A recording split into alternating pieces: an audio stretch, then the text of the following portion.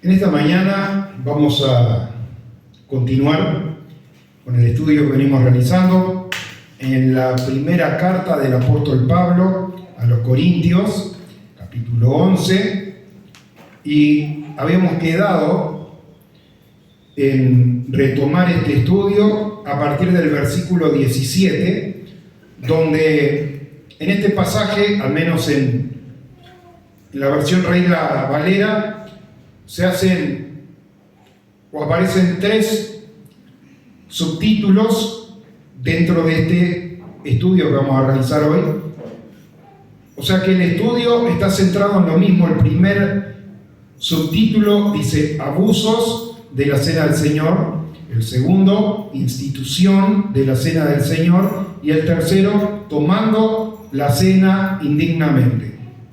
Así que claramente sabemos cuál es la temática que aborda aquí el apóstol Pablo. Una temática que, como ya lo habíamos estado anticipando en diferentes reuniones, en diferentes estudios, todo aquello que el apóstol Pablo venía introduciendo, la adoración a los ídolos, las cosas que comían vendidas en la carnicería, la mesa servida a los ídolos de las cuales algunos de los creyentes de Corinto participaban y luego venían a la iglesia y participaban de la mesa del Señor. Y el apóstol Pablo entonces venía tratando toda aquella temática, una temática que por ahí difiere un poco de la realidad de nuestra, pero que era una realidad para aquella iglesia donde tenían de alguna manera que convivir con aquella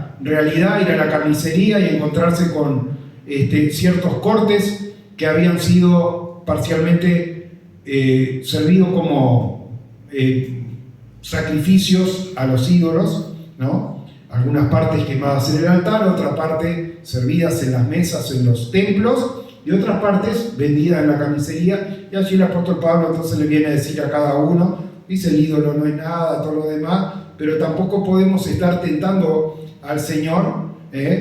Tentar al Señor es desafiarlo de alguna manera, como dicen, sí, me da lo mismo, porque es de alguna manera no tomar seriamente lo que Jesucristo ha hecho por nosotros. Sabemos, hermanos, que podemos traer una predicación y, por ejemplo, podría ser el tema de hoy, el regreso de Jesucristo. Y puedo desarrollar un tema acerca de eso, pero no es la manera en la que la iglesia anuncia la muerte de Jesucristo hasta que Él venga. ¿Cuál es la manera? La manera es la institución de la cena del Señor. Es la manera en la que nosotros estamos anunciando la muerte de Cristo hasta que Él venga. Así que es importante saber estas cosas y ver un poquito las realidades. La primera convocatoria en la cual Jesús introduce la Santa Cena coincidía en tiempo, porque Jesús era el Cordero de Dios, con el sacrificio del Cordero Pascual y la celebración de la Pascua. Entonces, se había preparado, si usted estudia esa historia, Jesús llega a las inmediaciones de Jerusalén y allí en una pequeña aldea iba a haber un hombre con un cántaro que tenía que seguir y preguntarle a los discípulos que habían sido comisionados cuál es el lugar dispuesto para que el Maestro, Jesús, celebrase allí la Pascua. Y se le presenta un aposento alto, es decir, un segundo piso, hablando como hablamos nosotros acá, al menos en Uruguay, un aposento alto, un segundo piso allí, donde se iban a reunir y iban a preparar la Pascua. La Pascua conmemoraba la salida del pueblo de Israel de Egipto, no había sido celebrada antes. En los 430 años que el pueblo estuvo en Israel, nunca celebraron la Pascua. Abraham, Isaac y Jacob nunca celebraron la Pascua. La Pascua es instituida el día de la salida, a la noche de la salida del pueblo de Israel de Egipto, de la cautividad. Y Dios le había dado instrucciones: tomarán un cordero, lo apartarán unos días antes, lo sacrificarán, pintarán el marco de las puertas, y va a pasar el ángel de la muerte. Por eso el término, al menos en inglés, retransmite esa realidad, y se pasará por encima, pass over, y verá la sangre y no entrará a esa casa, pero donde no esté pintado de sangre, entrará y matará a todo primogénito, sea de animal, sea de bestia o de personas. Y así ocurrió, y hubo un gran llanto en Egipto, y hubo una diferencia entre el pueblo de Dios y el que no lo era. Y entonces dice, bueno, ahora, cada año van a celebrar esa Pascua en conmemoración de la manera en la cual Dios los libró de la esclavitud de Egipto rumbo a la tierra prometida. Es decir, es una conmemoración, si lo miramos también, donde nosotros estamos conmemorando que fue allí, en la cruz del Calvario, aquel día que Jesucristo pagó, compró nuestra salvación.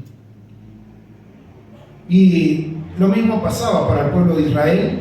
Era una figura del verdadero Cordero de Dios que vino y quitó el pecado del mundo. Ahora, como yo decía, desde aquella salida de Egipto hasta los días de Jesús, seguían celebrando la Pascua, y la mayoría de los judíos que no creyeron la siguieron celebrando. Pero el apóstol Pablo, renovado en su entendimiento, el apóstol Pablo, que desde niño había sido criado en el judaísmo, era fiel a todas estas cosas, entendió y dice: porque nuestra Pascua es Cristo, que ya ha sido sacrificado por nosotros. Alcanzó a entender, hermano, de que aquella celebración era una figura de lo verdadero, que Jesucristo era el Cordero de Dios que quitó el pecado del mundo. Pero el día que se reunieron los discípulos junto con Jesús, unas horas antes de que Jesús fuese entregado, juzgado y muerto en el madero, los discípulos estaban prontos para celebrar la Pascua y pensaban que iba a ser una celebración más. ¿Qué había en la celebración, en aquella cena para la que se habían reunido? Porque usted, sin duda, invita a alguien a cenar, ¿no? Supóngase que invita a algún familiar, algún conocido a cenar. Lo primero que tiene que saber, ¿qué cosa es? Es qué va a hacer para cenar, ¿no? Invita a alguien, no puede esperar que llegó la persona y dice: uy, ¿y ahora qué hago? Y dice: bueno, voy a hacer unas pizzas, voy a hacer un guiso o la comida que vaya a hacer. Bueno, se reunieron para cenar y la comida estaba planificada. ¿Qué iban a comer? Iban a comer un cordero, iban a comer panes sin levadura, como había sido instituido desde la salida del pueblo de Israel de Egipto, y iban a tomar del fruto de la vid, y ese entonces era la cena que estaba proyectada. Y Jesús, en medio de aquella celebración, dice: ¿cuánto he deseado comer esta Pascua con ustedes?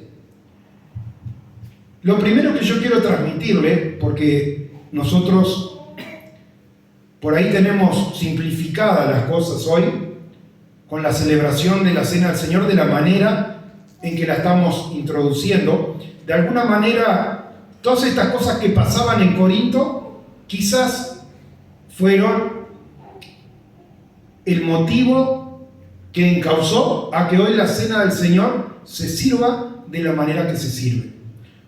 Porque en la iglesia de Corinto, la Santa Cena, o la Cena del Señor, seguía siendo una cena. Y como yo dije, usted no invita a cenar a alguien sin antes haber planificado la comida. Entonces, yo no sé qué comían, pues la palabra de Dios no dice, pero se sentaban a comer y a beber, no agarrar un trocito de pan y beber un sorbo del fruto de la vid, donde discernimos que es el cuerpo de Cristo y la sangre de Cristo, sino literalmente a comer. Yo no he visto a nadie, por poco que coma cuando va a mi casa, que se sirva un poquito así en el vaso y que agarre nomás un pedacito de pan y esa sea la comida. Se siente y se sirve un plato de comida y come. Bueno, esa era la situación de la iglesia de Corinto, una situación donde veo que a veces, cuando hay más de las personas habituales, si en una casa viven 3, 4 personas, es más fácil coordinar 3, 4 personas para sentarse y comer juntos que cuando hay 10, 15 personas. Hay gente que hay que ir a llamarla 2 o 3 veces para que venga. Si le avisaron a tal que venga, que la comida ya está y se enfría, demoran un montón. Por ahí les entra el apuro, vienen y arrancan a comer y los otros no están sentados. Pasaba, como pasa hoy en una festividad donde son más de los comensales habituales, pasaba en la iglesia de Corinto, y por eso el apóstol Pablo aborda esta temática. Era una fiesta en la cual se reunían a participar y uno ventajeaba al otro arrancando a comer primero, otro se servía y tomaba además.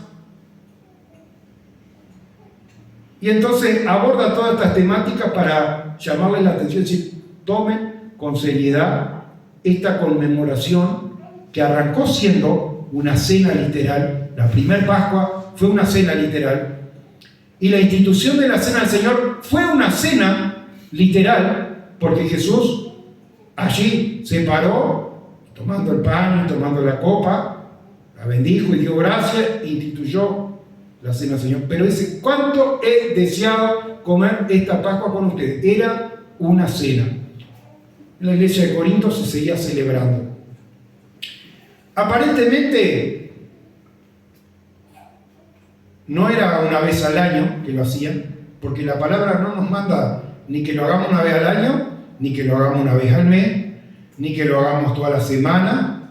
No es específico. La Pascua era una vez al año, pero la cena del Señor, no sé. Pero el apóstol Pablo no hacía mucho que se había ido de Corinto. ¿Recuerda la historia?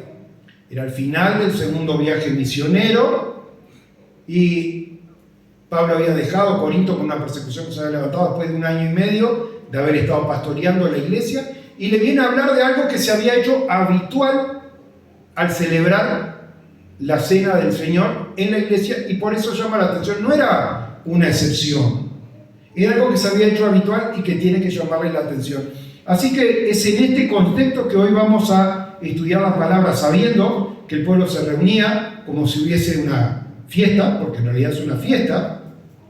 Celebramos, hermano, el pueblo de Israel celebraba la salida de Egipto. Nosotros celebramos la muerte de Jesucristo, limpiándonos de todo pecado y con esa conciencia de saber que también ha resucitado y está a la diestra del Padre, y de que nuevamente interviene si nosotros tomamos dignamente la cena del Señor, borrando nuestros pecados, poniéndonos a cuenta con Él. Por eso es que cada uno debe discernir y tomarlo con seriedad, no como algo habitual que uno hace todos los días, sino con la seriedad que se merece. Y arranca donde dice abusos de la cena del Señor, dice, pero quiero anunciarlo esto, pero al anunciaros esto que sigue, no os alabo, porque no os congregáis para lo mejor, sino para lo peor. Está hablando de una reunión. Dice, bueno, en esta reunión, hermano, como si nos reuniéramos acá y en vez de orar, cantar, predicar, estuviésemos haciendo otra cosa. Y el apóstol Pablo dice, se juntan, se congregan para lo peor. Pues, en primer lugar, cuando os reunís como iglesia, oigo que hay entre vosotros divisiones, y en parte lo creo. ¿Se acuerda? Este estudio arrancó con esas divisiones que había, donde habían formado partidismo. Yo soy de Cefas, yo soy de Pablo, yo soy de Apolo. Todo eso ya lo estudiamos. Seguía en la iglesia. Cada vez que os reunís, oigo que hay disensiones. Y en parte lo creo, porque es preciso que entre vosotros haya disensiones para que se haga manifiesto de vosotros los que son aprobados.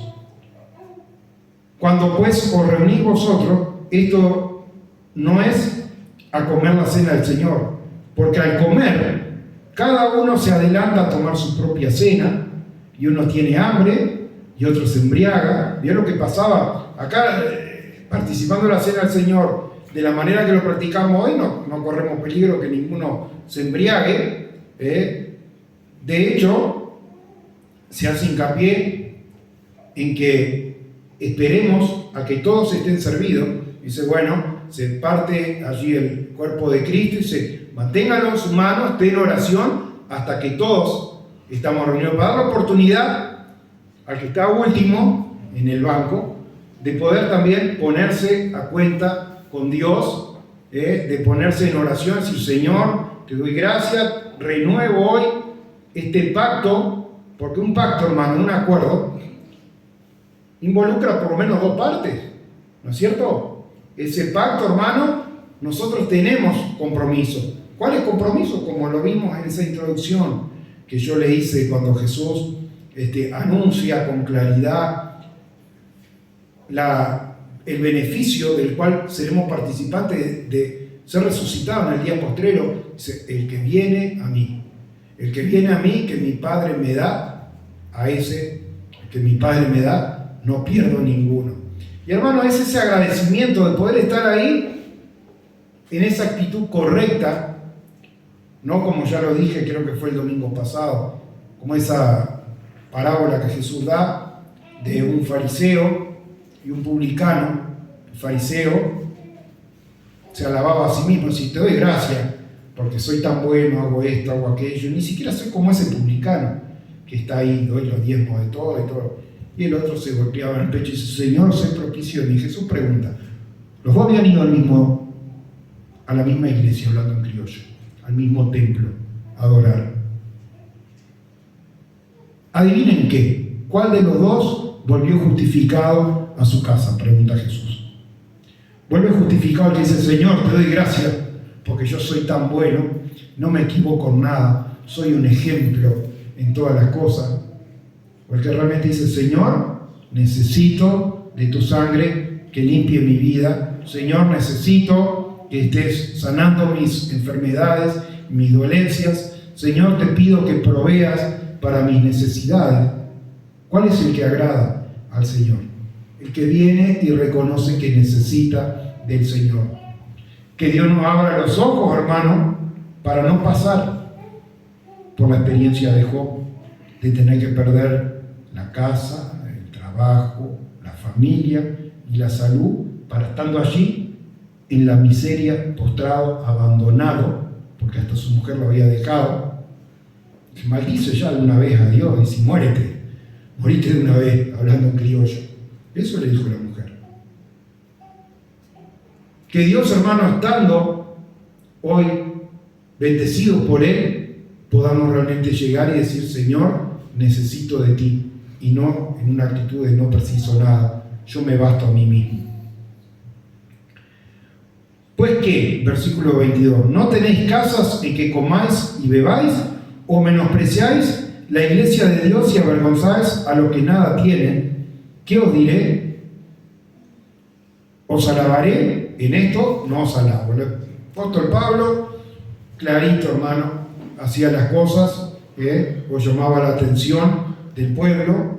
No parece ser una cena colectiva, digamos así. Generalmente nosotros hacemos una cena y decimos, bueno, vamos a hacer asado, vamos a hacer tallarines, y se hace esa comida medio que para todo. Aparentemente cada uno llevaba sus propias cosas, dice, porque dice, avergüenzan al que no tiene, también qué feo, el que come y no convida, como dice el dicho acá en Uruguay, feo como hermano, ignorar la necesidad del que está al lado nuestro. Pero también es importante ver, si bien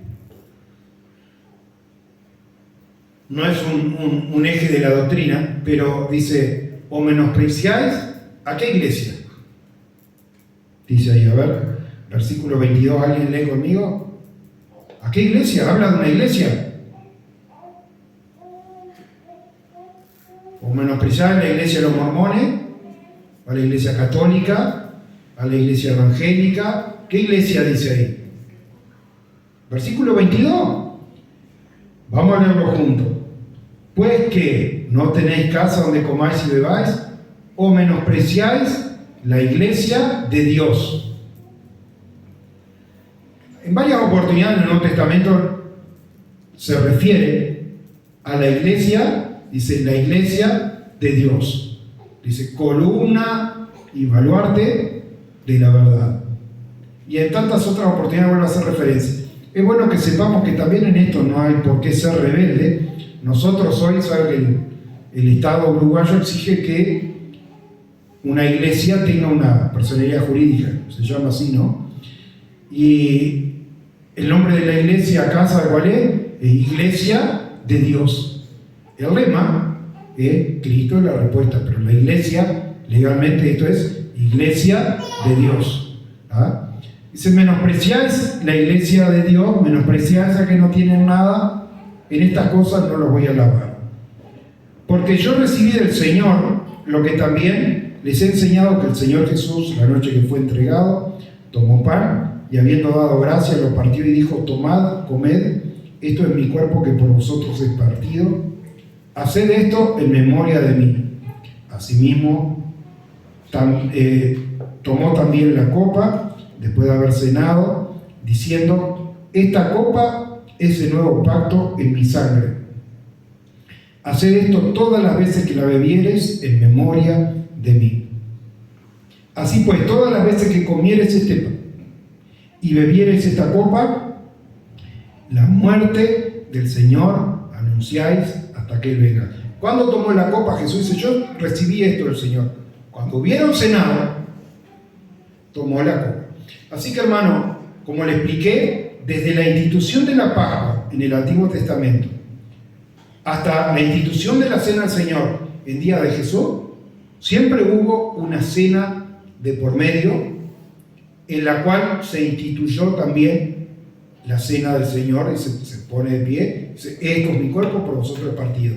Y luego de haber cenado, tomó la copa y le dijo, esta es mi sangre que por vosotros es derramada. Y la iglesia de Corinto seguía participando desordenadamente, pero seguía participando de una convocatoria, un clima festivo, ¿no? Era la fiesta de la Pascua para el pueblo de Israel, no era un día de aflicción, era un día de regocijo, porque se conmemoraba esa victoria que Dios había traído, primero librándolos de la esclavitud, llevándolos a la tierra prometida, hoy librándonos del imperio del pecado y de la muerte y trasladándolos a nosotros a su reino de luz, a su reino majestuoso y con un futuro que, como ya señalamos hoy, consistirá en la resurrección, cuerpos nuevos, glorificados. Vamos a llegar a eso cuando vayamos a 2 Corintios. Versículo 27, tomando la cena del Señor indignamente. De manera que cualquiera que comiere este pan o bebiere esta copa del Señor indignamente, será culpado del cuerpo y la sangre del Señor. Por tanto, pruébese cada uno a sí mismo y coma así del pan y beba de la copa. Porque el que come y bebe indignamente, sin discernir, ¿cuál es la dignidad? ¿Cuál es la manera de hacerlo dignamente? No dice, habiendo hecho determinados esfuerzos, dando mucho en la ofrenda, guardando los mandamientos, habiendo invitado a 3 hermanos para venir. ¿No? Pruébese a cada uno discerniendo en el cuerpo del Señor. El que no lo hace de esa manera es que lo hace indignamente. Juicio come y bebe para sí. Por lo cual, hay muchos enfermos y debilitados entre vosotros y muchos duermen. Imagínense, hermano, acá el apóstol Pablo, ¿por qué no arranca el apóstol Pablo en oración? Dice, estoy orando por los que están enfermos para que Dios los sane. El apóstol Pablo apunta a la raíz del problema y le dice, ¿cómo iglesia se está mandando una macana grandísima? La macana no es lo que están haciendo en su casa, en el día a día. si bien uno debe andar en vida nueva, la macana no es esa. La macana es tomar la cena del Señor indignamente. Dice, y eso es el motivo por el cual hay enfermedad dentro de la iglesia. Hay debilitados dentro de la iglesia. Y aún hay personas que han muerto prematuramente. Muchos duermen a causa de no haber tomado seriamente esta cosa.